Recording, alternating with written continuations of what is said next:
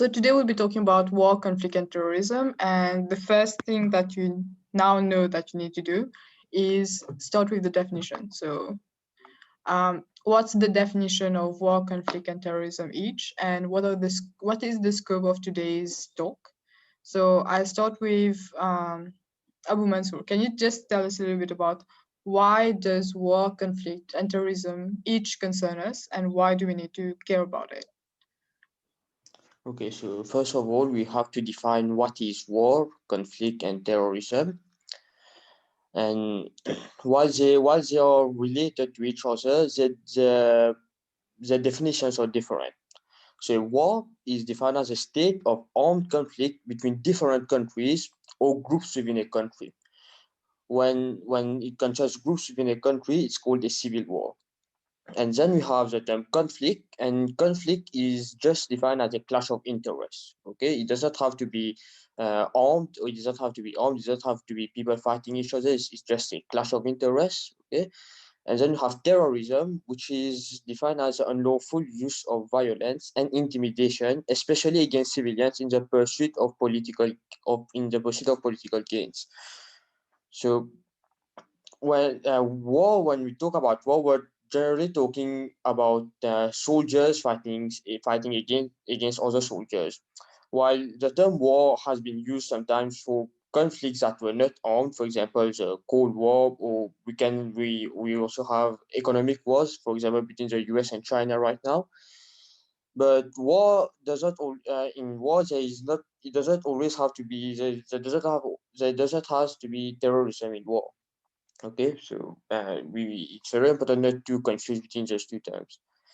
And why should it concern us? Because war is something that can hit us at any moment. You know, it can hit us at any moment, and it's quite dangerous to think about. We can lose our lives, our economy can crumble, etc. So this is why it should concern us.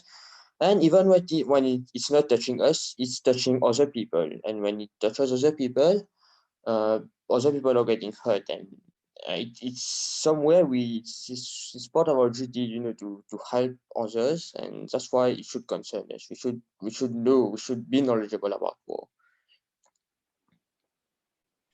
Okay, I was really interested about how exactly because it affects other people, it should affect us. So one example, I think it's really true for people who go and study abroad or who have some experience living abroad. You'll make friends from other countries, and sometimes some of these friends are coming from countries where there are war, and then it starts becoming more real to you as well. It starts to be when they talk about the how war happens, it starts to become a very emotional, very real kind of event, um, as opposed to when you're just hearing about it on the news or you're just reading about it on your computer or whatever. So I think that's something really interesting. And the importance of defining, we already touched a little bit about this. I will say that based on our definition, we'll be having certain thoughts about war, conflict, and terrorism. And you don't necessarily have to agree with the definition or the thoughts, but that's where we're coming from today. And the third thing I would like to talk about is, now that we've talked a little bit about the definition, we have a certain connotation associated with war and conflict versus with terrorism. And I think I wanted to touch a little bit about this, especially when uh, terrorism, there's such a controversy about defining somebody as a terrorist. It's been that way for quite some time now, and I wanted to touch on this a little bit. So can you tell us a little bit about this, Abu Mansour?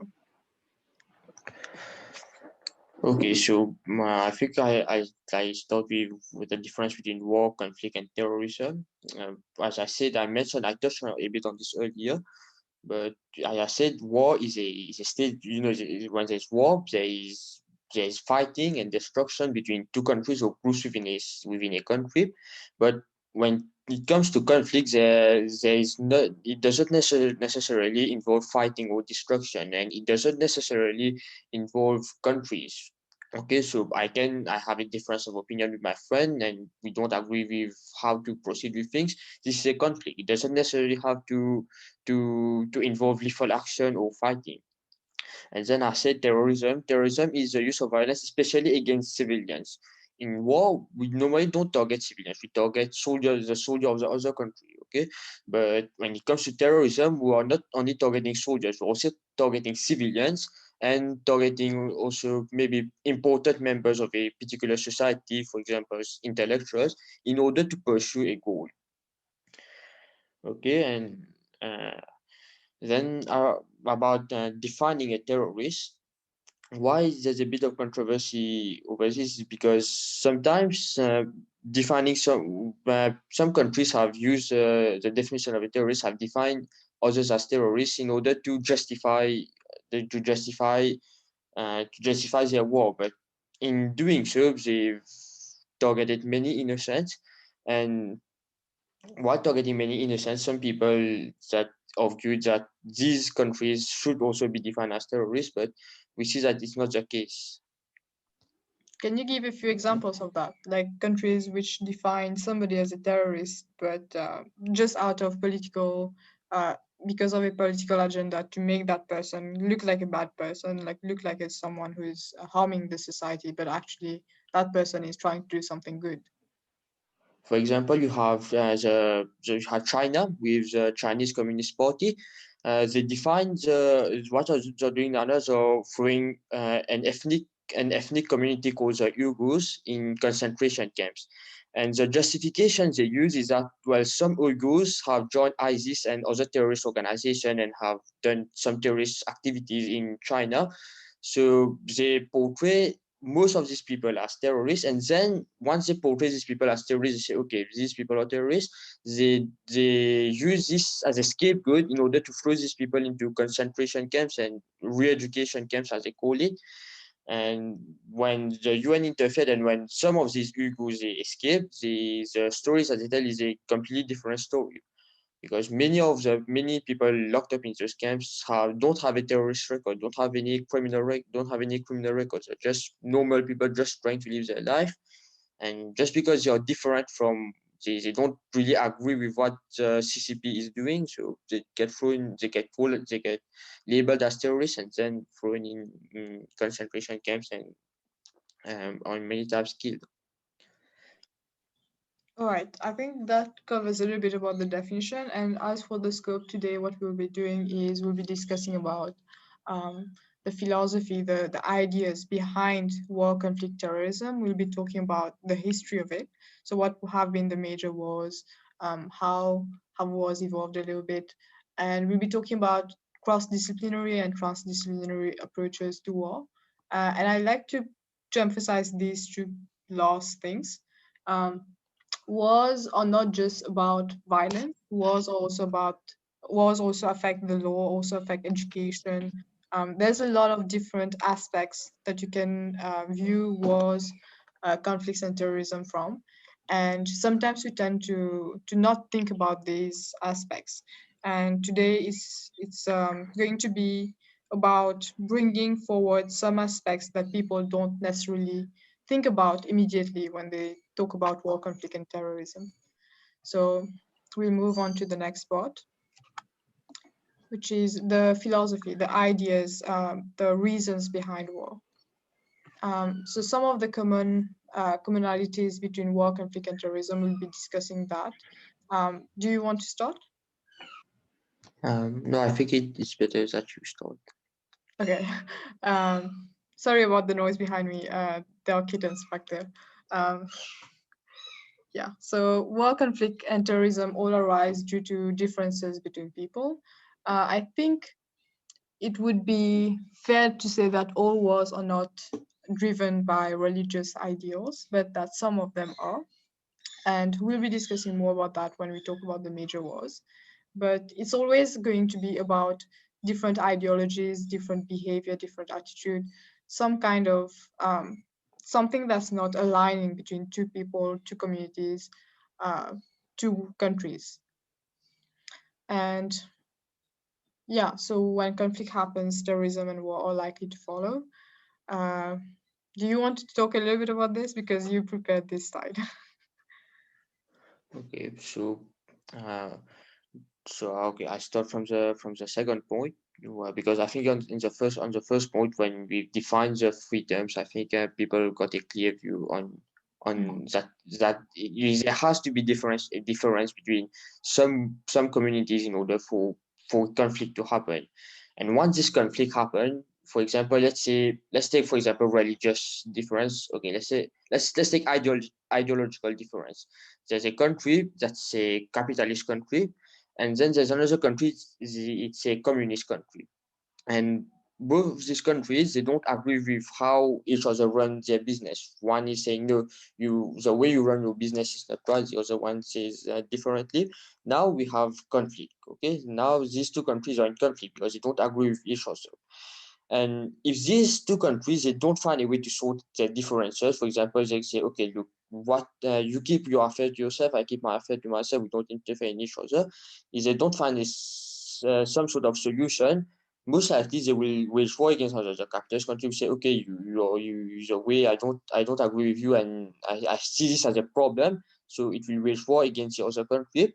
And once it wages war, where most of the time, especially in modern warfare, is the casualties are not only going to be soldiers or military personnel, it's also going to be civilians. And once a civilian is killed, then we can say that there is terrorism, okay? Or maybe sometimes the country voluntarily attacks civilians in order to lower the morale of the other country. So when that's what I mean when I say when conflicts happen, terrorism and war are likely to follow. It doesn't necessarily have to occur, but it can occur and has occurred, as we saw in history in many cases. And then wars always involve terrorism and conflict. I think I would say modern wars, because with modern warfare you have these powerful bombs, fighter jets, airstrikes. Then it always involves terrorism and conflict. Well, in order for war to happen, you have to have a conflict. And fourth point, they all form part of human history. Yes, human history is full of war and are still present today. And yes, wars are still present today, even if you are living in one of the most peaceful eras, wars are still present today. We still have wars around the globe. And then fifth point, are they impossible to get rid of? Despite living in one of the most peaceful eras, we still have wars. And if you follow a bit of politics, a bit on political tension, international tension, uh, we also ask the question: is it really impossible to get rid of war? Because in order to get rid of war, we have to get rid of all conflicts. We have to get rid of conflicting ideologies or methodologies, and it's quite impossible because in human nature, I believe it's that human nature is meant to we are meant to have differences. It's impossible to unite all of humanity on one idea, on one methodology. So this is why we also answer the question: is it impossible to get rid of wars? I think you have a good point about the fact that we have differences, and unless we are able to change people, we are able to get onto common ground. There's always going to be wars. I think that's a really strong point. I think though we can dive into it a little bit deeper. I don't think we'll have time today to go into that, but just to say that uh, if we investigate the human nature well, I think there's a lot of points here. So to move on to why do countries wage war? Why do they? I think we'll focus a bit more on war because, as you said, conflict and terrorism, uh, wars involve conflict, and wars often lead to cases of terrorism nowadays. So I think we will focus on why are there wars actually, and as a result of this, do the justifications given for war actually match the causes, the real causes behind wars?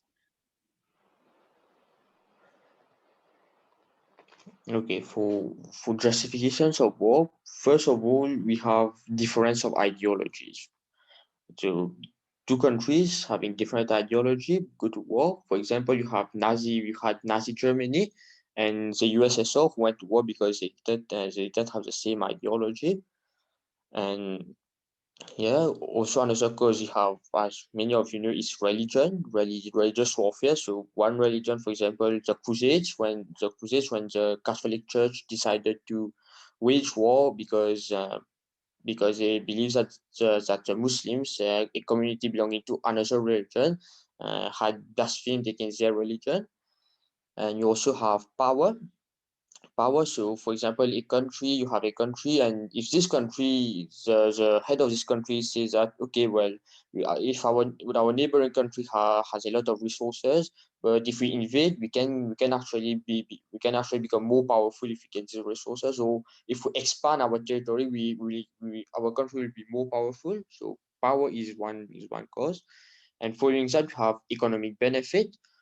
Just for example, for example, when Saddam Hussein invaded Kuwait in the 1990s, so uh, invading Kuwait would mean that getting more oil fields, and then which would be better for Iraq's economy. We also have land, annexation of land. When a country expands its territory, it's more likely to get more in power and economic benefits. And we also have resources. When a country would expand, you would get access to the annexed territory resources. And we also have defense, for example, now in this case, so self-defense, for example, a country invades your country and your country has no other choice but to go to war, because if it doesn't go to war, the local population will be massacred, or the country will cease to exist. And also some modern justifications that we see a lot is some countries, they go to war for in order to protect another country, in order to protect the citizens of another country. So we could say for human rights, just as some countries that would justify going to war in order to liberate us, another people, or for human rights. And does it always match the opposite? So just, for example, we could one of the most easiest is human rights itself. A country says, okay, I'm going to war in order to liberate a particular community, a particular society, but it says that it's going to liberate these people, it's going to give them freedom, it's going to I don't know, it's going to give them a better standard of living. But actually, when the country invades, it doesn't do all of that, and it just wanted to invade because the other country had resources, or was posing a threat. So this is one reason where the justification would match the actual cause. And even for religious, some people would some people don't or not. For example, let's say I live in a I am the head of a country, and my country is a very religious country, but I'm not really interested in religion, I'm interested in power. So I would use religion in order to incite my people to go to war, and then once they go to war and my country annexes more land and we dominate others, I will gain more power, and then I use this power in order for my own benefit. You see, so it doesn't always match the actual causes. But there are certain cases where uh, the justification, the person making the justification does it honestly, and then in these cases, for example, when it comes to economic benefit. A leader might be honest, say, okay, we want to have economic benefit, so we're going to war in order to strengthen our economy. We could also talk about self-defense. For example, a country, it's a theory. It hasn't been proven in real life. But for example, you have a country, and this country doesn't like another country. Doesn't or maybe it doesn't like its neighbor. So it plans what you call a false flag attack.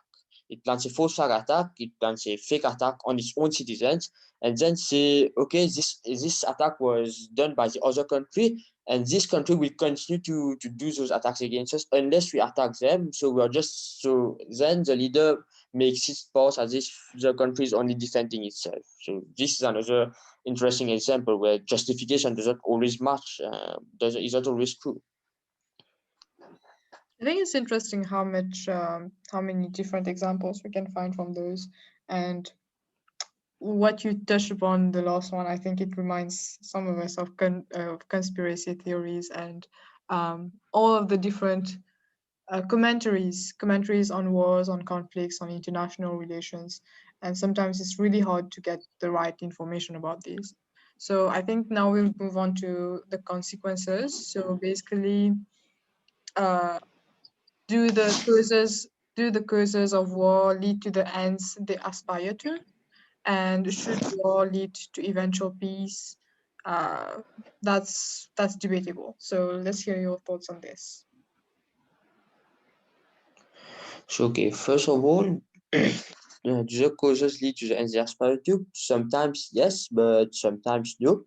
And I would start with why it doesn't always lead to what it doesn't always give you what you're expecting. For example, you go to war, you go to war for a specific reason, but then you don't get what you want. For example, you want to go to war for power, but then in the end you become totally powerless. So this can happen in case of military defeat. You go to war and then you are defeated. Once you're defeated, well, all your goals are in vain. This is one of the main causes where the causes don't always lead to don't always give you what you're expecting. And also when the justification you use was a fake justification, then you won't get any goal. You won't get anything out of you won't get what you're expecting out of the war. It could be out of false information. So you believe, for example, in the case of a forced flag attack, let's say I'm the head of a country and I don't want to go to war with my neighbor, but some people in my country, some fanatics, they want to go to war. So they plan a forced flag attack.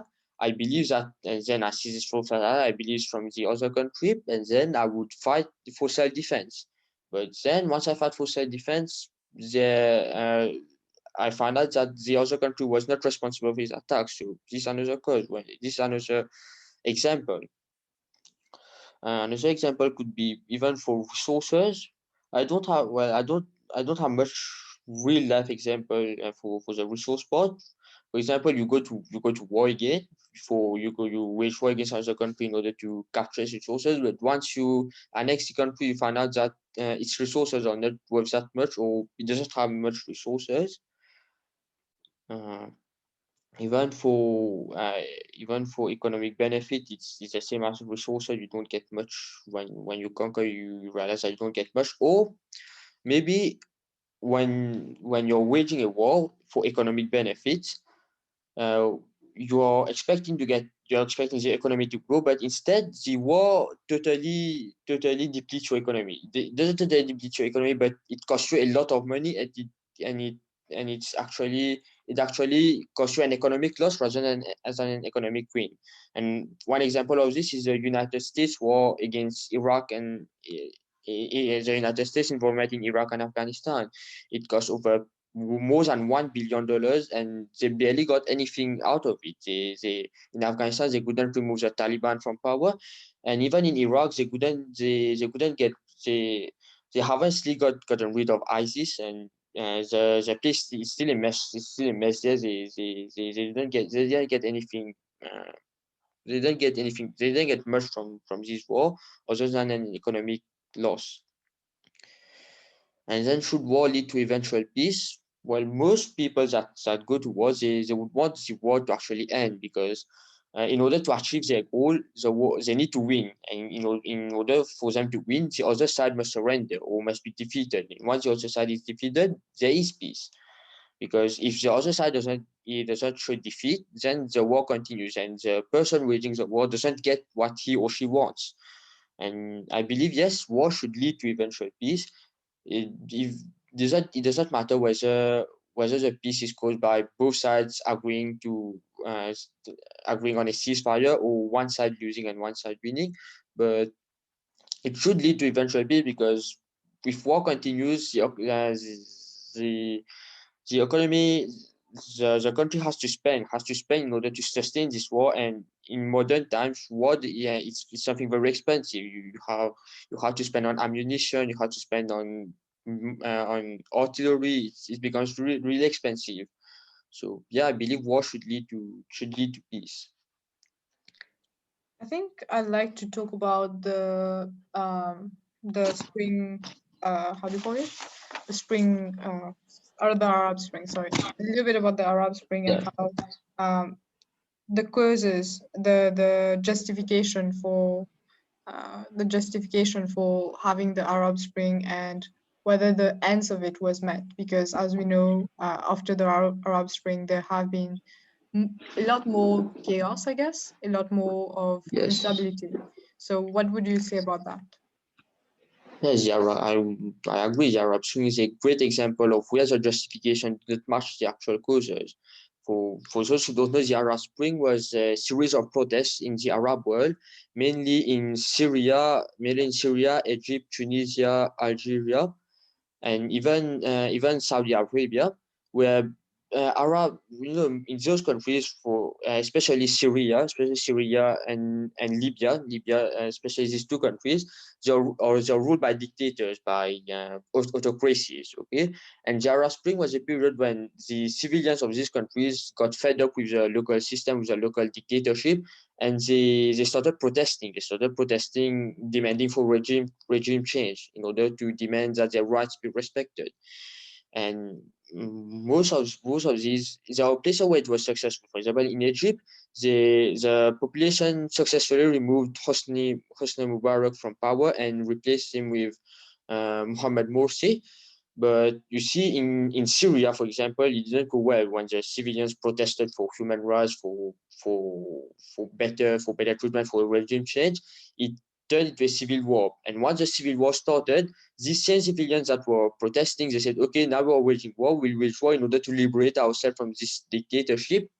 And it got worse. You had an Al Qaeda and ISIS insurgencies. You had the US getting involved in it. You had the Kurds getting involved.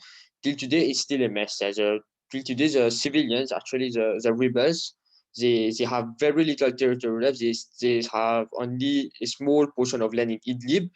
The government that they revolt against, the Bashar al-Assad government, has mostly won the war. It controls most of the countries, except for the northern part of the country, which is controlled by Kurdish militias. And even Libya is even worse. Libya, they revolted against Gaddafi. It was the same as in Syria. They wanted a regime change, but instead they got a civil. Actually, they got two civil wars, and they even had a NATO. They even had NATO had even had to get involved. There was even slave trades over here, and till today the country is divided into two parts. It's divided into two parts, two governments, and two capitals. And even for Egypt, they got rid of Hosni Mubarak, but once Mohamed Morsi became into power, they were not pleased with him, and they started revolting against him, only to get another. Only they could remove him, only to get another dictator called Abdel Fattah el-Sisi to rule. So in the end, it didn't prove well. It wasn't the reason for which they went towards the protested. They didn't actually achieve their goals.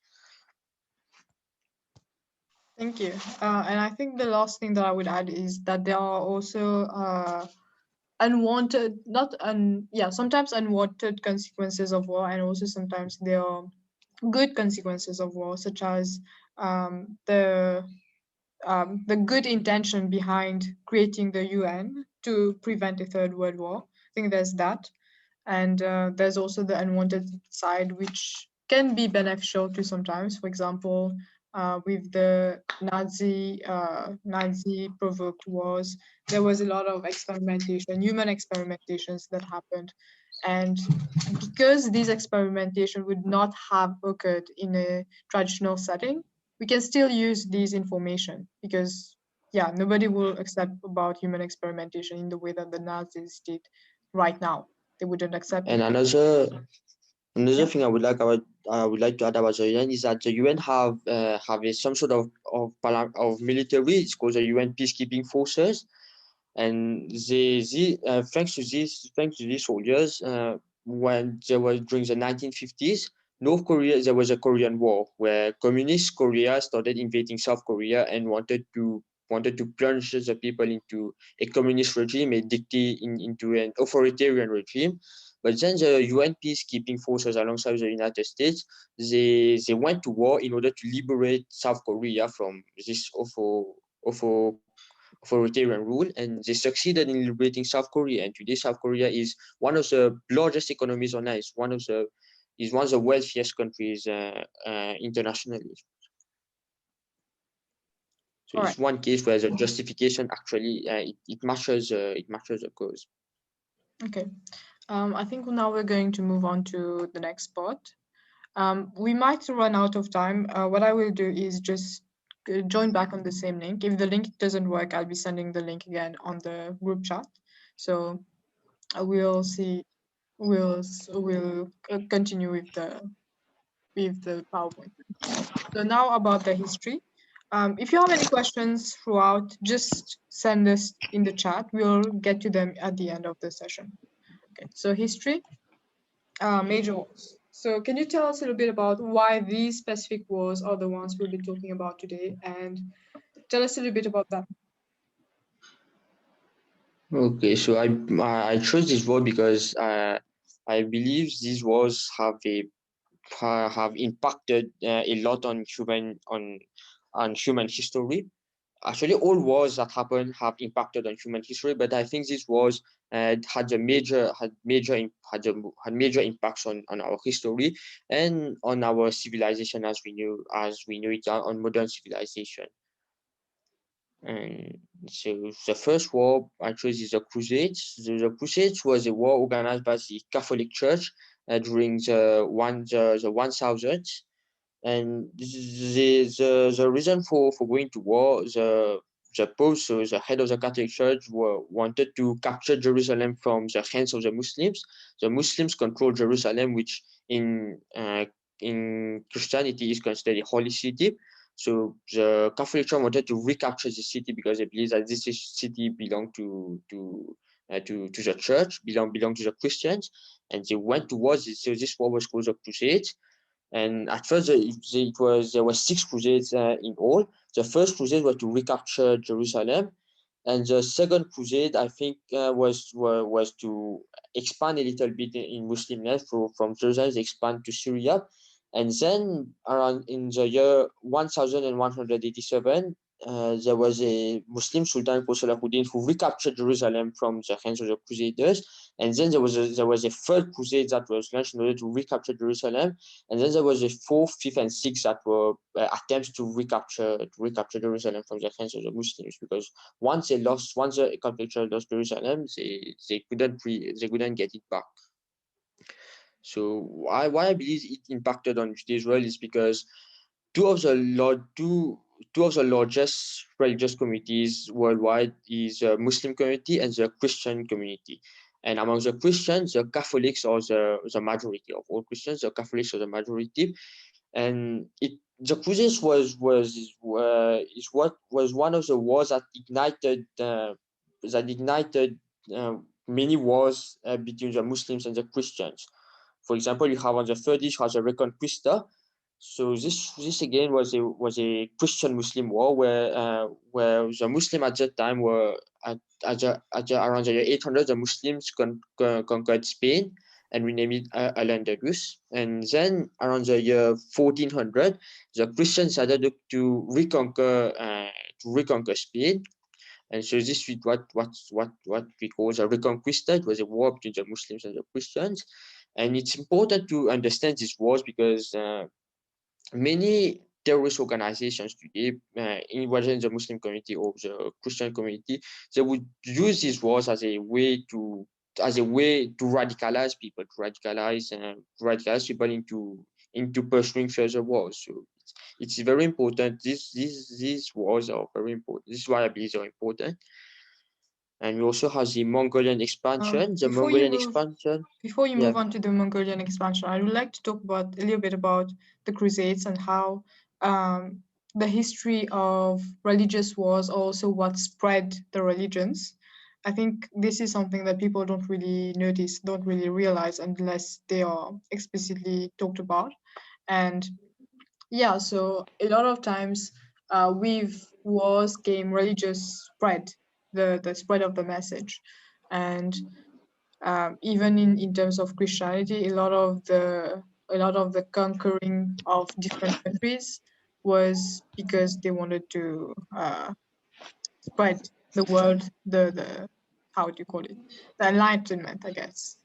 Yeah. Um, the meeting is going to end, so I think we'll just stop it here and then just join back on the same link. Okay. Okay.